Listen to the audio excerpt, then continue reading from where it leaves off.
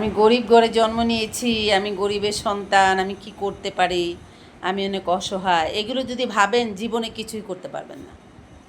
কারণ আপনি গরিব হয়ে জন্ম নিয়েছেন সেটা বড় অপরাধ নয়, কিন্তু আপনি গরিব হয়ে বেঁচে থাকতে চান বা বেঁচে আছেন সেটা অপরাধ। আপনাকে একটা জিনিস ভাবতে হবে, সেটা হচ্ছে আপনার পকেটে টাকা নেই, আপনার থাকার জায়গা নেই, বাড়ি নেই, কিন্তু আপনার স্বপ্ন আছে। আপনি যদি আপনার পকেট একেবারে জিরো কিন্তু আপনি স্বপ্ন দেখেন, স্বপ্নকে সফল করার চেষ্টা করেন, অথবা স্বপ্নকে বাস্তবায়ন করার চেষ্টা করেন, দেন আপনি যদি আপনার টার্গেট একটা টার্গেট আপনার থাকে যে আমি এই কাজটা করে আমি সাকসেস হতে চাই, সেই সময় আপনার চেষ্টা আপনাকে সেই জায়গায় পৌঁছে দিবে, যে জায়গাটা আপনার স্বপ্নের সফলতা করার মতো, সফল করার মতো যে একটা সিদ্ধান্তের জায়গা থাকবে, সেখানে আপনি পৌঁছে যাবেন। সেজন্যই আপনি গরিব হয়েছেন অথবা আপনি গরিবের সন্তান, গরিব ঘরে জন্ম নিয়েছেন, গরিব হয়ে পৃথিবীতে এসেছেন, সেটা ভেবে যদি আপনার সুন্দর চিন্তাধারাগুলোকে নিজে গলা টিপে হত্যা করেন, তাহলে সেটার জন্য আপনি নিজেই দায়ী থাকবেন। কারণ আপনার পকেটে পয়সা নেই, কিন্তু আপনার স্বপ্ন আছে। আপনি স্বপ্ন দেখতে পারেন, স্বপ্ন সফল করার জন্য চেষ্টা করতে পারেন। চেষ্টা যদি আপনি না করেন তাহলে কোনো দিন আপনি সফল হতে পারবেন না, স্বপ্ন পূরণ করতে পারবেন না। স্বপ্ন দেখলে আপনার স্বপ্ন পূরণ হবেই।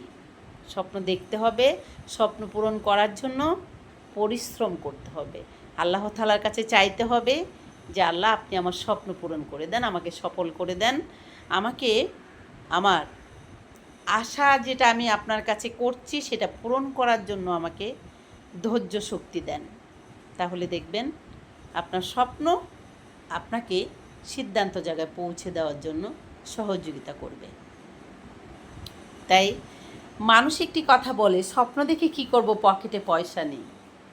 আপনার পকেট ভর্তি টাকা আছে কিন্তু আপনি স্বপ্ন দেখতে পারেন না, তাহলে কোনো দিন আপনি কিচ্ছু করতে পারবেন না।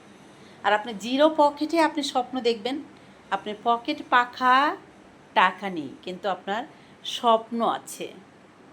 যখন আপনার পকেটে কোনো টাকা নেই অথবা আপনার দু চোখ ভরা স্বপ্ন, সেই স্বপ্নই একদিন আপনাকে সঠিক জায়গায় পৌঁছে দিবে।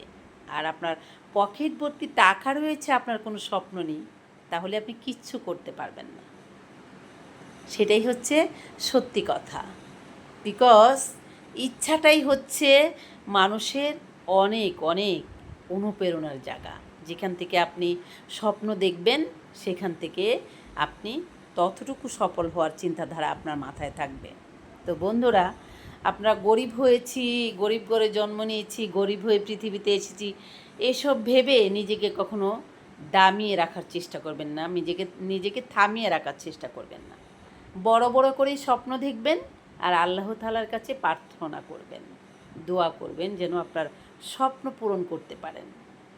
এটাই হচ্ছে বড় ব্যাপার। তাহলে ঠিক দেখবেন একদিন আপনার স্বপ্ন পূরণ হয়ে যাবে।